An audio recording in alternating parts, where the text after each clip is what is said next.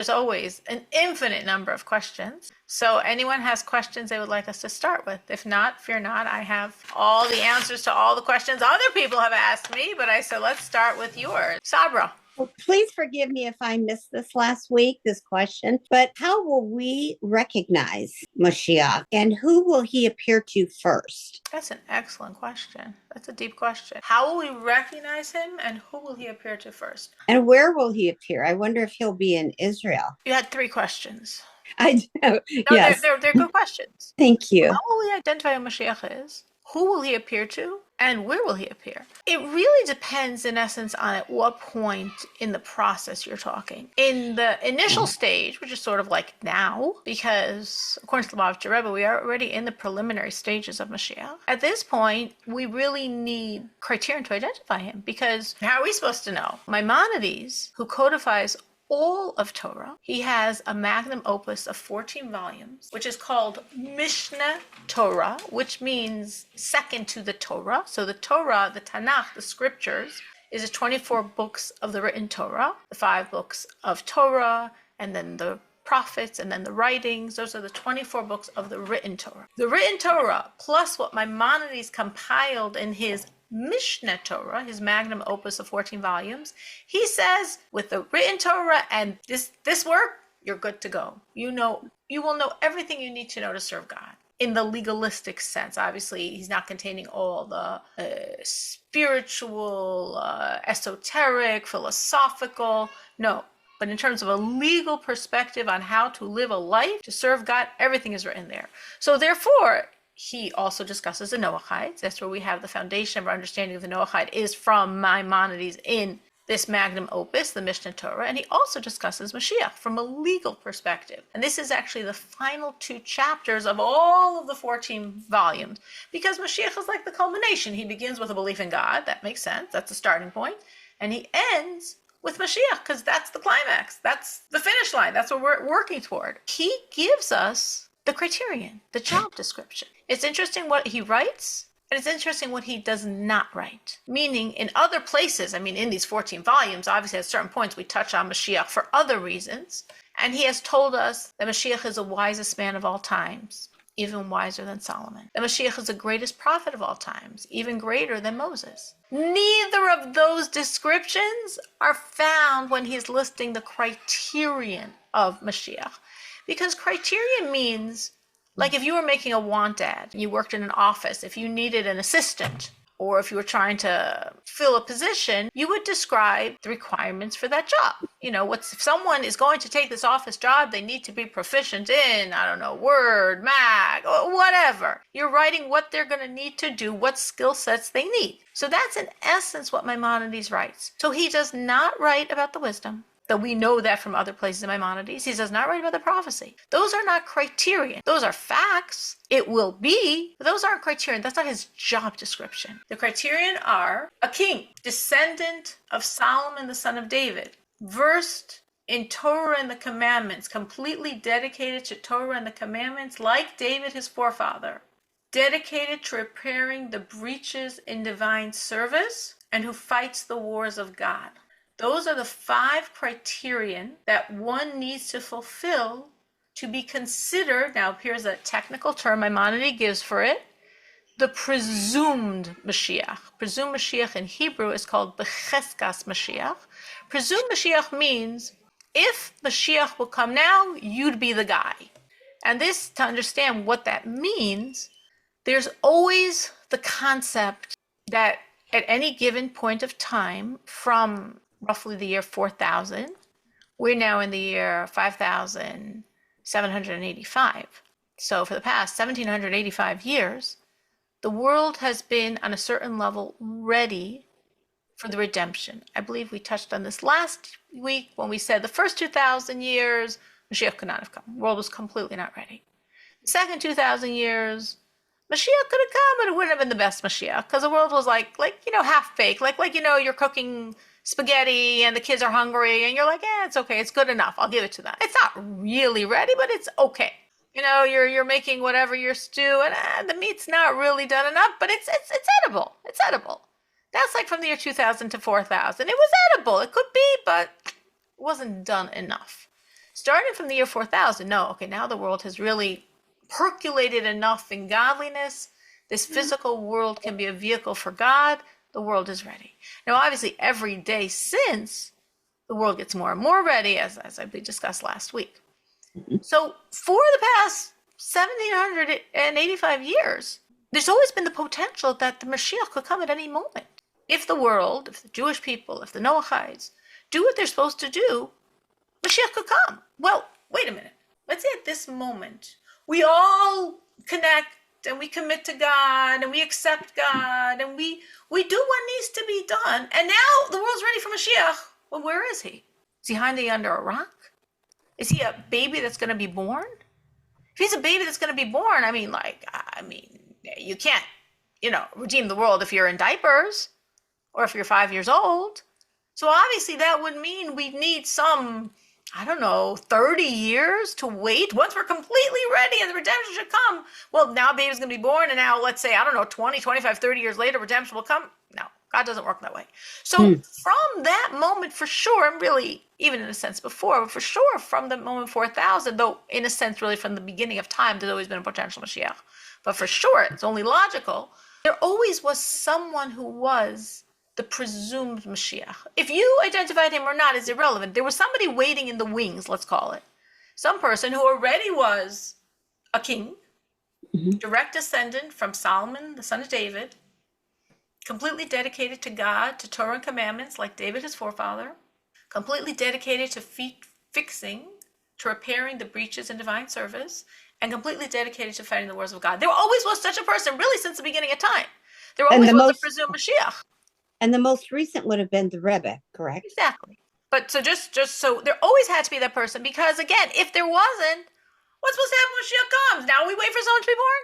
So there always was such a person. And that's presumed, which means if, like you said, if Mashiach would have come in 1990, no question, we have Lubavitcher ready, he's there, redeem the world. Once, now how do you move from presumed to the ultimate Mashiach? 3 things Maimonides tells us. He succeeds in fighting God's wars. He gathers the Jewish people back to Israel, and he builds the temple.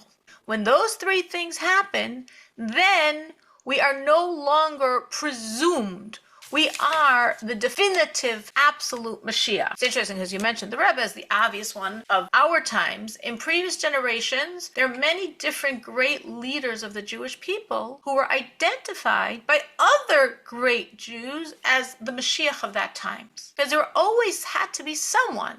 Just famous classical examples like in the Talmud is Judah the prince was identified as the Mashiach of his times. Daniel was identified as the Mashiach of his times. So there's always been someone who is there, who is ready, who is the Mashiach. Because if Mashiach had come, then, well, what's going to happen? We're going to now wait? So there always was someone. And the idea of vindication means it's that obvious, because look at the criterion. You're a king. You're a direct descendant of Solomon, the son of David. You're completely dedicated to God like David. You're fighting God's wars. You're repairing the breaches of divine service. It should be pretty obvious who you are. It's these are very overt signs. It's not like something that nobody would know, because there's no point in a sign that nobody would know. What Maimonides is doing is exactly answering your question. How are we supposed to know? So he's like saying, because there are signs that have to be really obvious, like you said, Lubavitcher Rebbe. So look in Lubavitcher Rebbe. Very clear. Is he a king? For sure. Tens and tens of thousands of Jewish people absolutely follow everything he says to do. Is he a direct descendant of Solomon, the son of David? Yes, his lineage just traces all the way back. We could actually go back all of his answers all the way to Solomon, the son of David. Was he completely dedicated to God? Well, of course, no question on that one, volumes and volumes of his writings and his saintliness and his, everything. We know all that. Was he dedicated to repairing the breaches of divine service? That's what he did since he became leader. Obviously, he was completely focused on helping Jews and helping non-Jews connect to God. He was the one that initiated the whole idea of the Noahide campaign, that we have a world full of human beings that need to be connected to God. And was he fighting God's wars? He personally speaks of wars of God he fought, like he fought the war against communism. And he even said, in the 60s, I believe, when communism falls, you will know it's Mashiach winning his wars. He fought wars in Israel, wars against giving away any land of Israel, wars against not declaring a Jew as someone who is a Jew who converted according to Jewish law. So he dedicated his life to finding the words. So it was so obvious to you, Sabra. You didn't have to be a big thinker to say, oh, right, like the Lubavitcher Rebbe in our times. So it always should be that obvious. At any Okay. point in history, anyone that knows Maimonides' criterions, just like Sabra did, it was like a no-brainer. Oh, look at the criterion. Okay, the Lubavitcher Rebbe. So at any given point in history, anyone who knows Maimonides' criterion should be able to say, oh, it must be so-and-so. Now, of course, the caveat is now our world is very small. And if there was such a person, not in Brooklyn, but in Israel or in Portugal or in Africa, we would know. You know, the world has become small. Obviously, we believe the whole line of leaders of Chabad, meaning the Rebbe is the seventh, each one of them was the Mashiach of their times. So it's possible in the times of the first leader of Chabad, who was in Russia, the Russian-Ukrainian area. Now, if you were a Jew or a non-Jew who was a Noahide in England, you might never have heard of him.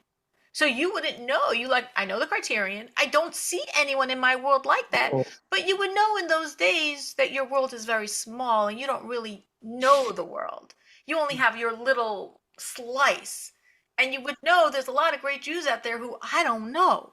So I might not be able to identify him, not because he's not around and not obvious, but because he's not part of my world. Like just coming from Purim, right? So very clearly, Mordechai was the leader of his times, unequivocally, absolutely, very clearly. So it should be that obvious, and this all stems back to Moses. You know, it was very clearly the leader of his times, and really every Redeemer since has Moses inside of him. It's like a continuation of that Moses. So that would be answering the question, what you would ask now, when I'm in Chicago and we're scattered all over the world, and yes, Lubavitcher Rebbe has said that already the process, the spiritual process of redemption has begun, and the spirituality of redemption is out there. But on the physical plane, we see a lot of things that obviously are part of exile. It's almost like we're in a shared space where exile and redemption coexist. You know, like in math, you have like shared numerical, I forget what they're called. I told you, not ultimate value, absolute value. Okay. Like you can have absolute values where you have shared space of numbers. So we're right now in this coexisting shared space of exile and redemption. Because the Lubavitcher Rebbe says redemption has already come and all the spiritual redemption is here. And I live in Chicago, and you know what? There's a lot of stuff that doesn't look like redemption that I see. So it's a blend. It's a uncomfortable, jarring blend. Not a beautiful blend, but a really very uncomfortable, very grating blend of the godliness of redemption with the exile we haven't gotten rid of yet, the evil. So at this point, we need to open up the books and to look at Maimonides and to understand the signs and to say, okay, let me find the person. Yes, yes, yes. Okay, this is the person that I know if Mashiach comes now, he's going to be the one. Once Mashiach is completely revealed, which means suddenly we have that ultimate green light, like it's explained in various holy works, that the Bartanura Amrus, the Stei Chemed, that there will be that moment, because there's that Mashiach, both speak about, a third source as well, there's that Mashiach waiting in the rings, like we're saying, the presumed Mashiach, and when the time comes, God will give him the signal and send him. Once he sends him, then nobody has to open up a Maimonides. Nobody has to be that smart. Nobody has to be that knowledgeable. Nobody has to know the 5 signs and look. No, then it's in your face. Suddenly here's the leader of the Jewish people leading all the Jews to Israel. There's a temple that descends from heaven. The Jews are back in Israel. All your evil is gone, and all the world wants is to serve and embrace God. At that point, nobody needs Maimonides signs, because you know who's the leader of the Jews. You know who's leading it. That person's obvious. But at this point, where the Lubavitcher Rebbe says that we've already entered the days of Mashiach and all the godliness is here, but we still need the signs. But once we're arrived, nobody needs the signs. The signs, Maimonides signs, are for now. And as I said, it's very interesting what he does not include. He does not include that he's the wisest of all men, even though he is, because that's not a job description. He doesn't include that he's a prophet. He doesn't include that he's a miracle worker. Now, of course, we know Mashiach's going to be an ultimate miracle worker. Not part of his job description. You can be Mashiach and not be a miracle worker. You can be Mashiach and not be the wisest of all men. You can be Mashiach and not be the greatest prophet. He will be all those things, but that's not the job description. But this is the job description. That was a long-winded answer, but to a very good question. Who will he appear to and where will he appear? So who will he appear to? So again, in terms of now, who will he appear to is a great question. And it really is to whoever understands and accepts him as Mashiach before he's completely revealed. And this again goes through all time. In our time, as you said, the Rebbe, but it could have been Daniel, could have been Judah the Prince, or Chaim. Any person living at that time, pulls out their Maimonides, knows the signs, easily identifies the person, and then says, I accept this person as the presumed Mashiach. I know he's the presumed Mashiach. I know when God's going to give the green light, he's going to come and redeem us. So to that person, so to speak, Mashiach is revealed. He knows who he is. He accepted him. He connected to him. And that's truly the job of all mankind. That's truly all of our job, is to accept Mashiach even before he's revealed. Now, will every human being do this? Of course not. Of course not. Does every human being need to do this? No. But whoever can do this needs to do this. Needs to accept and say, yes, if Mashiach comes now, I know the man. And I accept him. And I anticipate the complete revelation, and I'm so excited. Where is he? So that's also a very interesting question, because where is he? In the writings, there's no specific place where he has to be. He could be anywhere in the world and be revealed as Mashiach. Wherever he is, when there's that moment that God says, go, he and all the Jews are going to go to Israel. But he could be coming from anywhere in the world to go to Israel. The one that we know where he is, actually, that he's oriented to a certain space, is Elijah the prophet. Because we're told that Elijah the prophet, 3 days before the coming of the redemption, will go to Tiberias and will announce the coming of the redemption in Tiberias for 3 days. Now, again, as I said, from the Lubavitch Rebbe's perspective, we've already been in this now moment for a long time. And the Rebbe has said that Elijah's in Tiberias.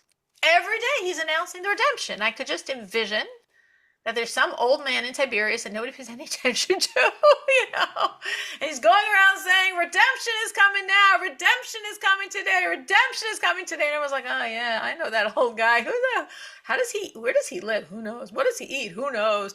Did anyone know his name? No. That's Elijah the prophet. He's going around and he's heralding the redemption. That's his job. So he's been heralding the redemption for many years, because the Rebbe many years ago said Elijah is already in Tiberias, heralding, announcing, proclaiming the redemption. Great questions. Anyone else have any questions? I know my answers might have evoked some questions. Thank you so much. Absolutely. Those were brilliant questions. Just, I have a couple, but where is Tiberias? Tiberias is in northern Israel. Have you ever heard of Tzfat? No. Okay, what cities in Israel do you know? Well, of course, Jerusalem. Okay, so let's take Jerusalem. If you were in Jerusalem today and you took a bus and you went north for about 3 hours, you would get to Tiberias. Tiberias is, do you know the map of Israel, how there's the Kinneret Sea?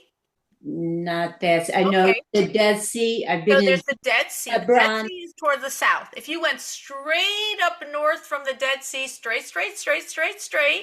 for about 4 hours, you would hit the Sea of Kinneret. Tiberias is right on the Kinneret Sea, and it is a beautiful city. It's one of the 4 holy cities in Israel, and it's very close to Tzfat. It's probably about 45 minutes, an hour from Tzfat.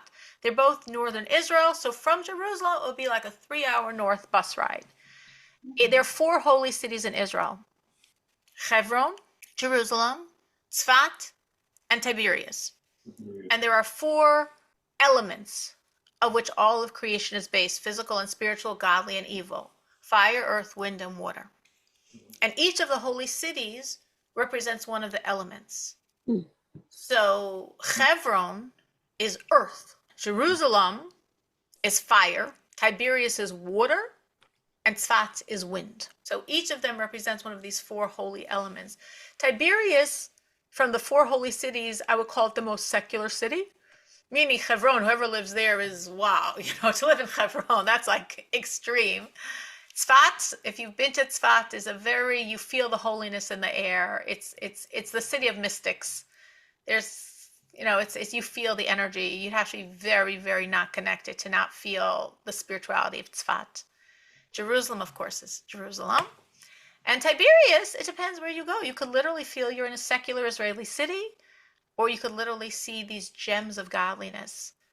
There's so many holy, holy people buried in Tiberias. It's almost like you almost stumble across them because they're all over Tiberias. Most of them are about by the sea, but there's also in the city proper in the mountains, and it's like unbelievable. Rachel, the wife of Rabbi Akiva's in Tiberias. The mothers, very many holy, holy people are in Tiberias. It's a very, very special town, and yet you can go away from this and be in a very secular town. Maimonides is buried in Tiberias, and many, many holy people are buried right next to Maimonides there. So it's next time, God willing, it's a worthwhile spot. Linda, what's your other questions? The other one is, you said about the temple coming down. It won't be built. Oh, that's such an excellent question. No, that's a huge, huge, huge question.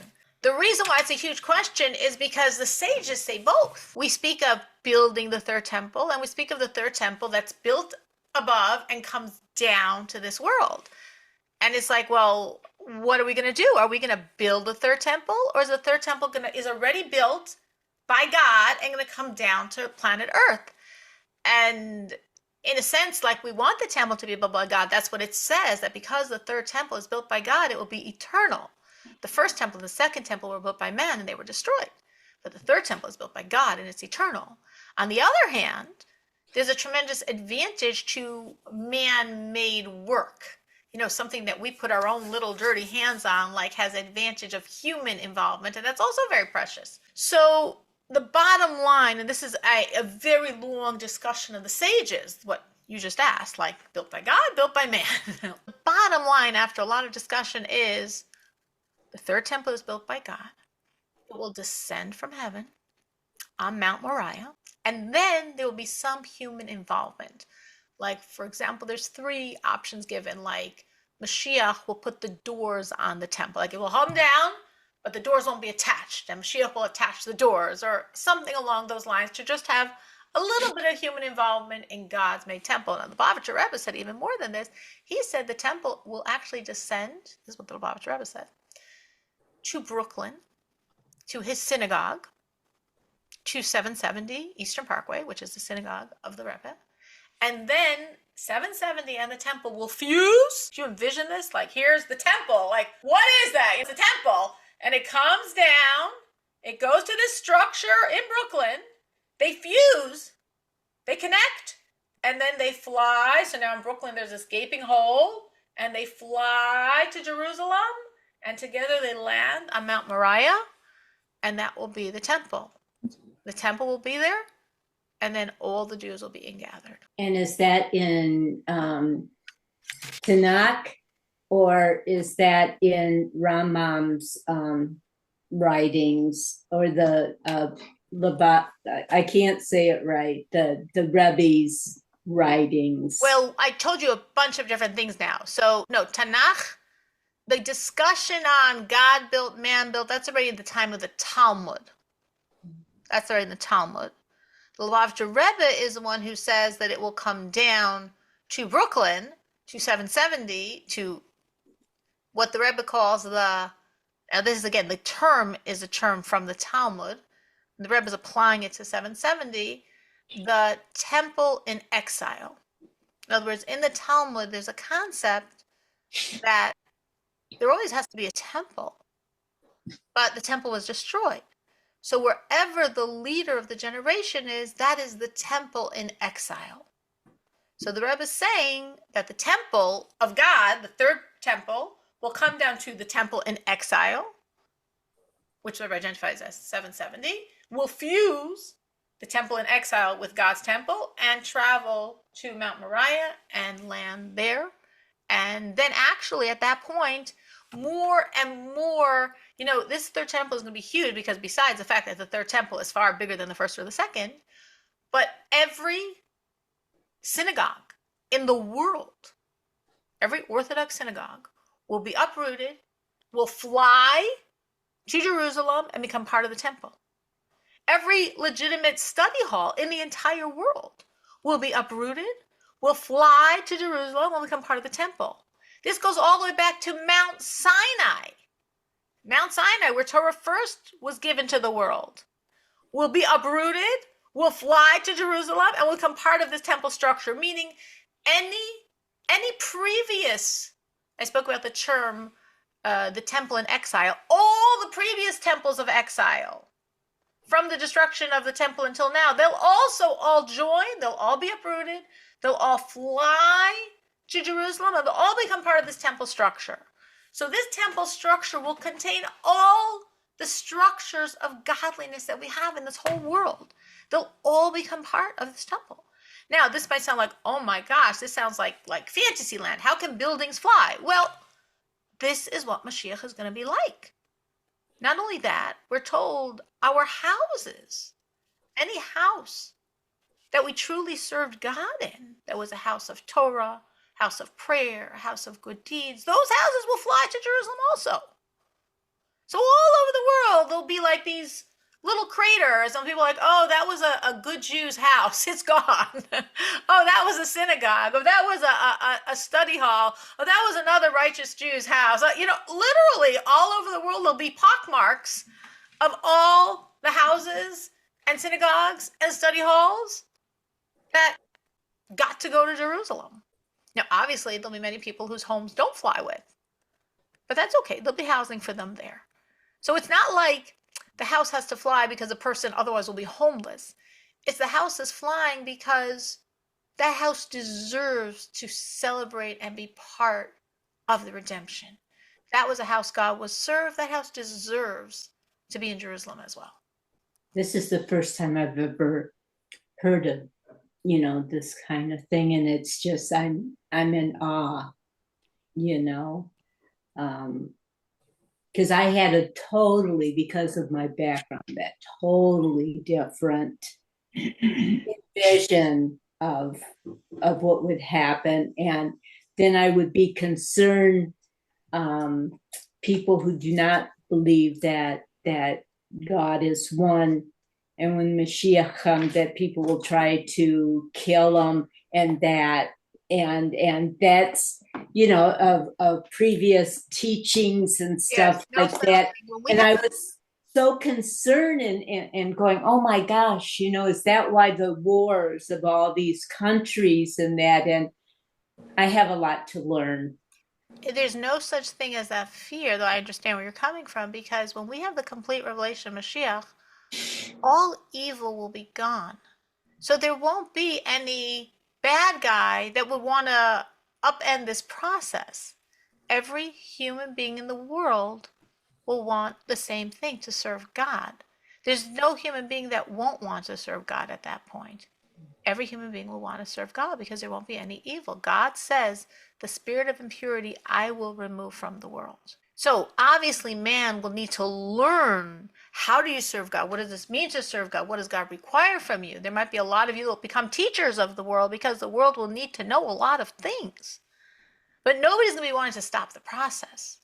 Everyone's going to want to be involved in the process. You can say, well, that's not fair. I'm sacrificing for God and they're doing all sorts of horrible things. You're blessed. You're fortunate. You can be God's partners in bringing redemption. But every person who's alive now will be part of redemption. Not that anyone will be left behind. Everyone will be part of redemption. Any other questions, Linda? Is this true that the Mashiach will be married, have children? Is that, like a sub? So it's not one of the criterion. There is the assumption that Mashiach will be married. There is a concept of Mashiach having children, but again, not written as a criterion. So those things could happen before, those things could happen when he is Mashiach. That's never written clearly as a criterion. But the general assumption is married for sure, because that's part of what we assume an adult would be, married. But it's not like, I can't think of anyone historically that was like Daniel was viewed as a Mashiach of his time. Well, I don't know when he was viewed as a Mashiach. That's what I'm saying. I'm not sure. I'm trying to think, was there any person who was identified while he was alive as Mashiach who was single? I can't think of anyone who was identified. Because Daniel is after he passed away that he was identified as Mashiach. So, and I assume by then he was married. So I don't know. But again, definitely we assume when the Mashiach comes, the Mashiach will definitely be married or get married if he wasn't, and definitely will have children. And they children will continue. Some people wonder about that. There will be marriage, and there'll be children by Mashiach. And that I know that the Temple Institute in Jerusalem, that they are training the Levites and those that descended from the Kohen, of what their role will be when temple comes. They have the different tools and stuff like that, and I got to see the great big menorah, and that was cool. So that's exciting, and looking for the red heifer. Yeah. So they have now. Last spring, I went to Israel for my son's wedding, and it's very interesting because I actually lived in Israel for 2 years, but in my whole 2 years, I never got to this place. It's Shiloh, which was at a certain point the center of Jewish life in the very beginning of the Jewish settlement in Israel. This was really like the holy center where the Jews would come 3 times a year. The tabernacle was there for 369 years. So this was for almost as long as the temple stood. The tabernacle was in Shiloh. So they have today in Shiloh, all the grounds where the tabernacle was, and a lot of things. And one of the things they have in Shiloh are red heifers. They have red heifers. They breed red heifers. They breed them someplace in America. And they bring Texas, I believe. Maybe in Texas, and they bring them to Israel, to this place in Shiloh. Now, of course, it's sort of easy to get disqualified from being a red heifer. Once you get like a black hair, you're out. Or if anyone accidentally put something on you or even leaned on you, that would be considered you did work and you'd be out. There's a lot. It's very hard to stay a red heifer, but they have, and it was really cool. I saw them. It's the first time in my life seeing a potential red heifer. Every once in a while you hear as a fluke a red heifer is born, and this is so cool and so exciting. But here, literally, they're breeding them, and they're raising them, and it's definitely this sense of okay, the imminency of Mashiach. So we got the red heifers, or you're saying we have the vessels of the temple, or there's a rabbi I know in Florida who's working hard to mint coins that are the exact precise weight of a half shekel coin, because that's what every Jew has to give as a donation for the temple, for the offerings for the year. And he says, what, Mashiach's going to come and you're not going to have that coin in your pocket? You can't give them $5 or however much it is. You can't give them dollars. You can't give them rubles. You can't give them euros. You need a half shekel coin. It's an exact, very, very precise weight. And it can't be a drop less than the weight and a drop more than the weight. It has to be exactly that weight. And he's trying to mint these coins. And it's just fascinating because it's it's that real. It's that real we've got the heifer. It's that real we've got vessels. It's that real we've got our half shekel coins. Yes, this is reality. So everyone does what inspires them. This rabbi who's into minting the coin, he's very inspired by the idea of everyone coming to the temple with their coins that he minted now, And the people that are raising the red heifers, we've got our red heifers. We're ready. The red heifers are here. So yes, it's everybody has their own fortes of their excitement in making it happen. And of course, the more we serve God and connect to God and believe in God and spread the word of God and accept Mashiach, Sabra's excellent question, the more we accept Mashiach and Spread that acceptance of Mashiach. These are, of course, the main ways to make it happen. So will it still be a physical world? So the answer is yes. Mashiach will be a physical world. It won't be disembodied souls flying around. It'll be a physical world. People won't be flying. We can use cars, we can use trains, we can use buses, we can drive, we could take airplanes. We all the modern technology we will continue to use. That's all good. That's all helpful. There'll probably be a tremendous underground parking lot by the temple, for all the cars that are going to come. That's good. That works. I think in Machon HaMikdash that you were mentioning before, they've drawn the architectural plans for the third temple, and they include a huge parking lot, because people are going to be driving to the temple. So we will be living in a physical world, and we will be using the physical world as much as we want to, as much as we need to. We won't be encumbered by it like we are now, because there won't be the pressure of money. So people will work that want to work as much as they want to work. Most of the world will spend most of their time connecting to God, studying Torah, getting deeper and deeper. But there'll definitely be people that will have a passion in the arts and in using the arts to express relationship with God and Mashiach. There'll definitely be, I'm sure, still architects and computer repairmen, for people that want and appreciate doing those things. And of course, the world will probably all maintain their own, I'm going to call it secular jobs. Not they won't maintain all the secular jobs, because obviously many jobs will go out of business. You won't need policemen, and you won't need firemen, and you won't need soldiers, and you won't need, like alarm system. People that install alarm systems, no, they're going to stop working. And so a lot of businesses won't need psychiatrists. They'll stop working. You won't need doctors. They'll stop working. So a lot of professions will no longer be necessary, but some professions will be necessary.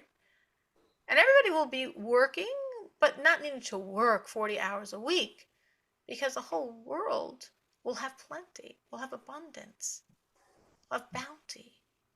There'll be so much.